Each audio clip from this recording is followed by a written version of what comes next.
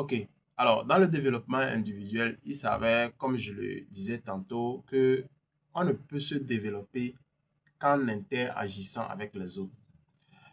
Peu importe le métier que vous allez faire, c'est forcément aux gens que vous allez rendre service.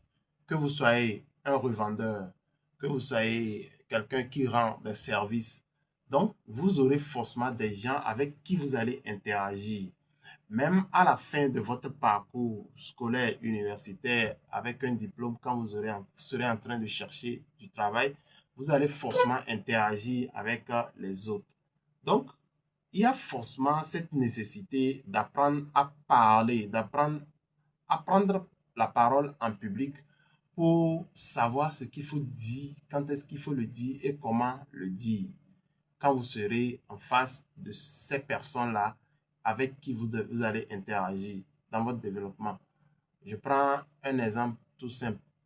Vous voyez, quand vous avez eu votre diplôme, vous voulez postuler dans un service, dans une entreprise, vous aurez d'abord à parler avec le vigile dehors. Ouais, quand vous arrivez à la porte, c'est pas parce que lui est à la porte que vous allez lui parler mal et penser qu'il va vous recevoir et il va vous guider vers la secrétaire et ainsi de suite. Donc, il faut déjà savoir comment parler avec le vigile même qui est à l'entrée de l'entreprise où vous voulez postuler. Ensuite, lui va vous guider vers la secrétaire ou encore le secrétaire. Là-bas également, il faut bien parler pour que lui puisse recevoir votre dossier, classer ça pour que le GRH puisse passer maintenant au tri. Une fois, quand vous serez appelé, vous allez faire face peut-être au GRH pour votre entretien d'embauche. Là-bas, il ne faut pas dire de n'importe quoi. Il ne faut pas trembler non plus. Il faut faire preuve d'une maîtrise de ce que vous avez appris à l'école.